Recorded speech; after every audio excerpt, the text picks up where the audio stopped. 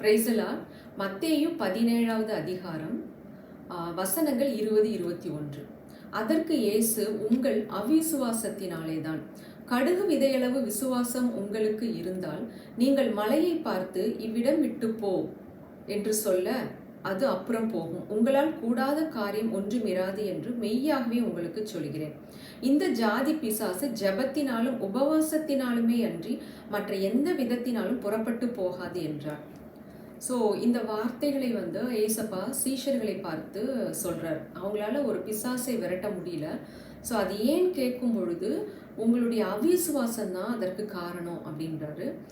So அதற்கு பிறகு தான் சொல்கிறாரு, இந்த வகை பிசாசு ஜெபம் உபவாசத்தினால் தான் புறப்பட்டு போகும் என்றார். அப்போ எதை குறித்து இங்கே சொல்கிறார் என்று நாம் பார்க்கும் பொழுது, நம்மளுடைய விசுவாசத்தை பலப்படுத்துவதற்காக பயன்படுவது தான் ஜெபமும் உபவாசமுமாக இருக்க வேண்டும். ஆனால் இன்றைக்கு அநேக நேரங்களில் நாம் ஜெபத்தையும் உபவாசத்தையும் எப்படி எடுத்துக்கிறோம் அப்படின்னா, ஒரு விஷயத்த இத்தனை நாள் ஃபாஸ்டிங் இருந்து பட்னியோடு இருந்து ஆண்டவர்கிட்ட நம்ம அதை தொடர்ந்து கேட்கும் பொழுது நம்மளுடைய உபவாசத்தினாலும் ஜெபத்தினாலும் நாம் அதை பெற்றுக்கொள்கிறோம் அப்படின்ற ஒரு தவறான புரிதல் வருது. ரெண்டாவது, சப்போஸ் அந்த விஷயம் நமக்கு கிடைக்கல அப்படின்னா நமக்குள்ள அந்த விசுவாசம் குறைந்து போகிறது. ஸோ இது ஒரு சரியான புரிதல் இல்லாததுனால தான் நாம் இப்படிப்பட்ட ஒரு அவிசுவாசத்துக்குள்ளே கடந்து செல்கிறோம். ஆனால் ஜெபம் உபவாசம் எதை குறிக்கிறது அப்படின்னா, ஜெபம் என்பது என்ன? ஆண்டவரோடு உரையாடுறது, பேசுறது. எப்படி ஒரு தகப்பன் தன் பிள்ளையோடு பேசுறது, அது மாதிரி தான். அப்போ இன்றைக்கு அநேக நேரங்களில் ஜெபம் என்பது நம்ம மட்டும் பேசிட்டு வர்றது கிடையாது. அது ஒரு உரையாடல். நாம் அவரிடம் பேசுவது, அவர் நம்மோடு பேசுவது. அதுதான் சரியான ஒரு ஜெபமாக இருக்கவே முடியும். இப்போ அப்பாவுடைய பிரசனத்தில் இருக்கும் பொழுது, ஸோ அந்த உரையாடலில் அவருடைய இருதயத்தை நாம் புரிந்து கொள்கிறோம். அப்போ விசுவாச குறைவு எங்கே ஏற்படுது அப்படின்னா, நம் தகப்பனுடைய இருதயத்தை சரியாக புரிந்து கொள்ளாத பொழுது தான் அந்த இடத்துல அவிசுவாசம் வருது. யோசிச்சு பாருங்களேன், அவர் இந்த உலகத்திற்கு மாம்சத்தில் இறங்கி தன்னுடைய மரணத்தினாலே மரணத்தின் அதிகாரியான பிசாசை அடித்து நம்மை ஜீவ காலமெல்லாம் மரண பயத்திலிருந்து விடுதலையாக்கி இருக்கிறார். மரணத்தை பரிகரித்து ஜீவனையும் அழியாமையும் நமக்கு சுவிசேஷத்தினாலே வெளியரங்கமாக்கி இருக்கிறார். ஸோ நம்ம இருளின் அதிகாரத்திலிருந்து மீட்டு கொண்டு அவருடைய ராஜ்யத்திற்குள் நம்மை உட்படுத்தி இருக்கிறார். ஸோ இப்படிப்பட்ட தகப்பன் அந்த சிலுவையில் தன்னுடைய கடைசி சொட்டு ரத்தத்தையும் நமக்காக சிந்தி அவருடைய ஆவியை நமக்கு விட்டு சென்று, இனி நான் உனக்காக கொடுப்பதற்கு ஒன்றுமில்லை என்று சொல்ற மாதிரி இரு கரத்தையும் விரித்து, நான் உனக்காக தாகமாக இருக்கிறேன் அப்படின்னு சொன்னவர் பார்த்து நம்ம அழுது பட்னி கிடந்து தான் உன்னை பெற்றுக்கொள்ள முடியுமா? ஸோ நம்ம அப்பாவோட இருதயத்தை, அவருடைய அன்பு எப்படிப்பட்டது, அவர் நமக்கு எப்படிப்பட்ட ஒரு கிரயத்தை கொடுத்து கிருபையினாலும் இரக்கத்தினாலும் நம்மை முடிசூட்டி சகலவற்றையும் நமக்காக ஆயத்தப்படுத்தி வைத்திருக்கிற தேவனுடைய இருதயத்தை, அப்பாவுடைய இருதயத்தை நாம் புரிந்து கொண்டோம் என்றால் நிச்சயமாக இந்த ஜெபமும் உபவாசமும் நாம் இன்னும் அவரோடு உறவில் பலப்படுத்துவதற்கு அது பயனுள்ளதாக இருக்கும். அப்போ உபவாசம் என்பது என்னன்னா, இப்படிப்பட்ட ஒரு அன்புள்ள தகப்பனுடைய பிரசன்னத்தில் நான் உரையாடும் பொழுது அந்த உணவு கூட எனக்கு ஒரு பொருட்டல்ல. ஸோ அப்படிப்பட்ட ஒரு மனநிலைமையோடு நாம் அந்த உறவுக்குள் கடந்து செல்லும் பொழுது, அப்போ ஜெப வேலை என்பது ஏதோ நம்மளுடைய பிரச்சனைகளை மட்டும் சொல்லிவிட்டு வருகிற இடமல்ல. எனக்காக தன் ஜீவனையை கொடுத்தவர், எனக்காக சகலவற்றையும் ஆயத்தப்படுத்தி இருக்கிற அந்த தகப்பனுடைய இருதயத்தை நான் இன்னும் புரிந்து கொள்ளணும். இன்னும் நான் அவர் முகத்தை பார்த்து அவருடைய இருதயத்தை நான் இன்னும் புரிந்து கொண்டு அவரோடு நெருங்கிய ஒரு உறவுக்குள்ள நான் கடந்து வரணும் அப்படின்ற ஒரு மனநிலைமையோடு அமர்கின்ற இடம்தான் ஜெபமாக இருக்கணும். அதுதான் அப்போஸ்தலனாகிய பவுல் ஜெபிக்கிறார். ஸோ கிறிஸ்துவின் அன்பின் ஆழம் அகலம் நீளம் உயரம் இன்னதென்று உணரவும் அறிவு கெட்டாத அன்பை அறிந்து கொள்ளவும் தேவனே உடைய சகல பரிபூரணத்தினால் நான் நிரப்பப்படவும் உடைய மகிமையின் ஐஸ்வர்யத்தின்படி நீங்கள் எனக்கு அனுக்கிரகம் பண்ணுங்க அப்படின்னு ஜெபிக்கிறார். ஸோ இன்னொரு இடத்துல அவருடைய வல்லமையை, அவருடைய மகிமையை, அவருடைய அன்பை, அவருடைய சித்தத்தை நான் அறிந்து கொள்ள எனக்கு பிரகாசமுள்ள மனக்கண்கள் வேண்டும் என்று ஜெபிக்கிறார். ஸோ இதுதான் அவருடைய ஜெபமாக இருந்தது. இன்றைக்கு கூட நாம் புத்திரர்களாய் மாறி இருக்கும் பொழுது நம்மளுடைய ஜெபமும், இனிதான் நம்ம அப்பாட்ட போய் ஒன்று அழுது உபவாசம் இருந்து நாம் அதை பெற்றுக்கொள்ளணுன்ற அந்த மனநிலைமையை விட்டு எனக்காக சகலவற்றையும் அவர் ஆயத்தப்படுத்தி இருக்கிறாரு. ஸோ அதை நாம் அறிந்து கொள்ள எனக்கு கண்கள் பிரகாசம் உள்ளதாய் மாறணும். ஸோ அதுதான் நம்மளுடைய ஜெபமாக மாற வேண்டும் என்பது தான் அப்பாவுடைய விருப்பமாக இருக்கிறது. ஸோ நமக்காக இறங்கி வந்து மனுஷனை போல இந்த உலகத்திற்கு இறங்கி வந்து அவருடைய மகிமை மாட்சிமை எல்லாவற்றையும் விட்டு நமக்காக தன்னையே வெறுமையாக்கி அடிமையின் ரூபம் கொண்டு மனுஷர் சாயலானார், மரண பரியந்தம் சிலுவையின் மரண பரியந்தம் வரை தாழ்த்தி ஒப்பு கொடுத்தார் அப்படின்னா அது எப்படிப்பட்ட ஒரு அன்பு. ஸோ இப்படிப்பட்ட அன்பை நாம் அறிந்து கொள்வதற்கு தான் இந்த ஜெபத்தை ஒரு ஊடகமாக நம்ம பயன்படுத்தணும். அதுதான் அப்பாவுடைய விருப்பமாக இருக்கிறது. ஸோ நமக்காக சகலமும் ஆயத்தமாக்கப்பட்டிருக்கிறது. பிசாசின் தலை நசுக்கப்பட்டது. So we are chosen to live a heaven on earth life. இந்த உலகத்தில் ஏசப்பா ஜெபித்தது மாதிரி பரலோகத்திலும் உடைய சித்தம் செய்யப்படுவது போல பூமியிலும் உடைய சித்தம் செய்யப்படுவதாக அப்படின்னு ஜெபிக்கிறார். ஸோ இன்றைக்கு இந்த பூமியில் நாம் வாழும் பொழுது நம்மளுடைய வாழ்க்கை பரலோகத்தின் வாழ்க்கையாக இருக்கும்படி நம்மளுடைய குடும்ப உறவுகளில் சமாதானம் சந்தோஷம் நிறைந்திருக்கணும், நல்ல ஐஸ்வர்யம் ஆரோக்கியம் தெய்வீக சுகம் சகலவற்றையும் பெற்று இந்த உலகத்தில் பரலோகத்தின் வாழ்க்கையை அனுபவிக்கும்படியாக தான் அவர் சிலுவைக்கு வந்தார். நம்மளுடைய ஆவி ஆத்மா சரீரத்தில் விடுதலையை பெற்று கொடுத்து விட்டு சென்றிருக்கிறார். ஸோ அவருடைய பரிசுத்த ஆவியை நமக்குள் ஊற்றி இருக்கிறார். அவருடைய இரத்தத்தினால் நாம் கழுவப்பட்டிருக்கிறோம். இத்தனையும் பெற்றுக்கொண்ட நாம் இன்னும் நாம் அவரை அறிந்து கொள்ள வேண்டும். பிதாவையும் இயேசு கிறிஸ்துவையும் அறிவதுதான் நித்திய ஜீவன். அப்ப ஜெபம் என்பது அழுது புலம்பி போராடுவது மாத்திரமல்ல, அவருடைய இருதயத்தை நாம் இன்னும் அறிந்து கொள்ளணும், புரிந்து கொள்ளணும். ஸோ அதற்காக அவருடைய பிரசன்னத்தில் நாம் வந்து அமர்ந்திருந்து அவருடைய சத்தத்தை கேட்டு நாமும் அவரை ஸ்தோத்திரம் பண்ணி அவரை புகழ்ந்து நம்மளுடைய இருதயம் அன்பினால் நிறைந்து அதன் மூலமாக எழும்புகிற ஸ்தோத்திர பலிகளை செலுத்தி அப்பாவுடைய இருதயத்தை புரிந்து கொண்டு அந்த நேசத்தின் உறவில் மகிழ்ந்திருக்கிற இடம்தான் ஜெபம். ஸோ இப்படிப்பட்ட தகப்பனுடைய பிரசன்னத்தில் நான் உரையாடும் பொழுது எனக்கு அந்த உணவு மறந்து போகிறது.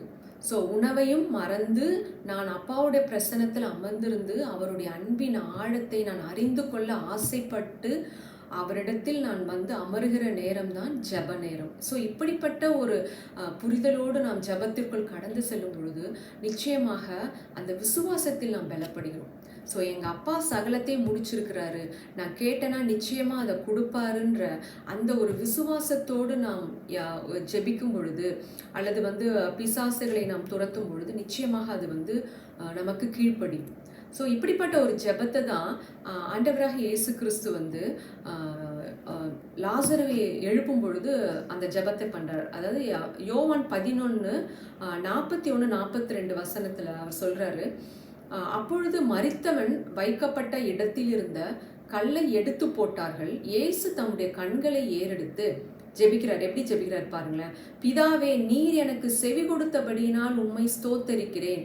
நீர் எப்பொழுதும் எனக்கு செவி கொடுக்கிறீர் என்று நான் அறிந்திருக்கிறேன். ஆனாலும் நீர் என்னை அனுப்பினதை இந்த சூழ்ந்து நிற்கும் ஜனங்கள் விசுவாசிக்கும்படியாக அவர்கள் நிமித்தம் இதை சொன்னேன் என்றார். அப்புறம் அவர்களுக்கு எப்படிப்பட்ட ஒரு விசுவாசம் பாருங்களேன்.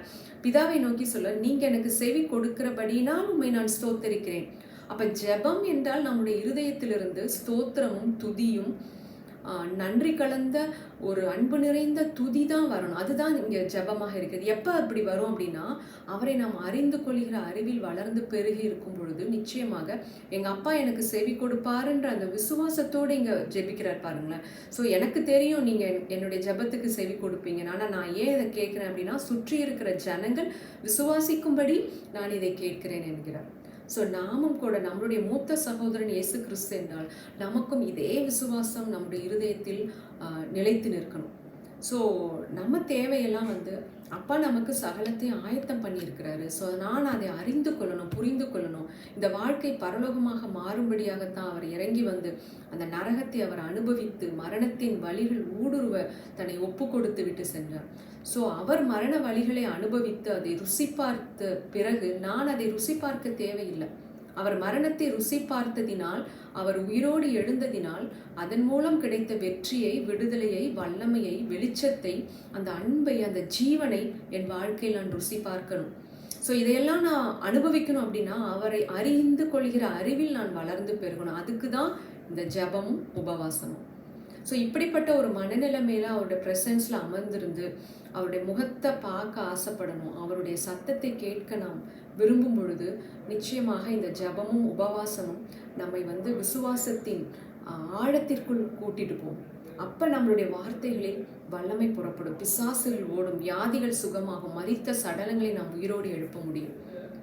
ஸோ நிச்சயமாக அப்படிப்பட்ட ஒரு சந்ததி எழும்பிக் கொண்டிருக்கிறது. இது கிறிஸ்தவம் என்பது மதம் அல்ல, சடங்குகளும் சட்டத்திட்டங்களும் நிறைந்த ஒன்று அல்ல. இது ஒரு அன்புள்ள ஒரு தகப்பனுக்கும் பிள்ளைக்கும் உள்ள ஒரு உறவு. ஸோ அந்த தகப்பன் பிள்ளை எவ்வளவாய் நேசிக்கிறார் என்பதை தான் அந்த சிலுவையில் நமக்கு காட்டிவிட்டு சென்றார். நமக்காக தன் ஜீவனையும் கொடுத்த ஒரு அன்பு, அத்தனை அவமானங்களையும் வலிகளையும் நிந்தனைகளையும் ஏற்றுக்கொண்டு நம்மை விடுதலையாக்கின அன்பு. ஸோ இப்படிப்பட்ட பேரன்பை நாம் தேடி அறிந்து கொள்ளணும்.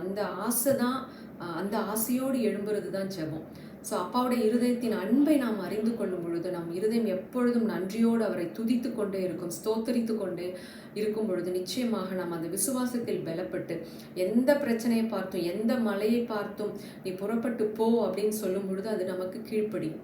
ஸோ அந்த ஜாதி பிசாசு உபவாசத்திலும் ஜெபத்திலும் தான் போகும் அப்படின்றது ஏன் அங்கே சொல்கிறாருன்னா, அந்த உறவில் நாம் பலப்படும் பொழுது, அந்த உறவில் ஸ்திரப்பட்டு அப்பாவை குறித்த அறிவில் நாம் நிறைந்திருந்து அதற்கு பயன்படுகிற இடம் தான் ஜெபமும் உபவாசமும். ஸோ ஜெபத்திலும் உபவாசத்திலும் நாம் தேவனை குறித்த அறிகிற அறிவில் பெருகி அவரோடு இருக்கிற உறவுல நாம் பலப்பட்டு நாம் ஒரு விஷயத்தை கட்டளை கொடுக்கும் பொழுது அது புறப்பட்டு போகும்.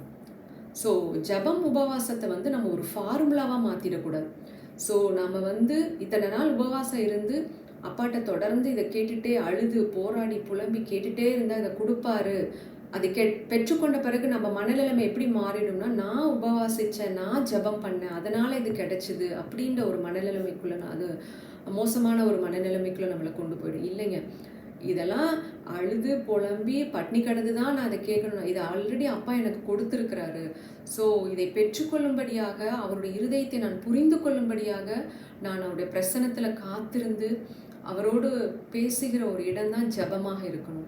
அந்த நேரத்தில் எனக்கு உணவையும் மறந்து அவருடைய ப்ரெசன்ஸில் அமர்ந்து அவரை நான் அறிந்து கொள்கிற அறிவில் வளரும் பொழுது நிச்சயமாக அந்த விசுவாசத்தில் நாம் பலப்படும் பொழுது நாம் இந்த வித பிசாசுகளை விரட்ட முடியும் அப்படின்றதான் இந்த இடத்துல அப்பா சொல்கிறார். ஸோ இந்த இடத்துல ஏசப்பா அதை ஒரு ஃபார்முலாவை சொல்லலை, நாம் பிதாவோடு இருக்கிற உறவை பலப்படுத்துகிற ஒரு விஷயந்தான் ஜெபமும் உபவாசமும் அப்படின்றதான் இந்த இடத்துல சொல்கிறார்.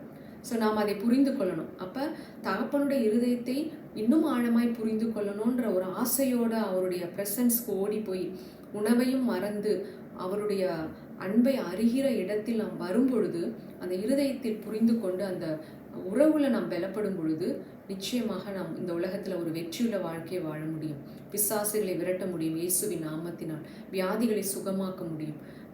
we can live a heaven on earth life. So அதற்கு தான் அப்பா எல்லாவற்றையும் செய்து முடித்து விட்டு சென்றிருக்கிறார். ஸோ இதை இன்னும் நாம் ஆழமாய் புரிந்து கொள்வதற்கு நாம் ஜெபம் செய்வோம், உபவாசம் இருப்போம், அப்பாவுடைய அன்பின் பிரசன்னத்தில் மகிழ்ந்து களி கூறுவோம், இன்னும் அநேகரை அந்த வெளிச்சத்திற்குள் கொண்டு வருவோம். ஆமேன், ஆமேன்.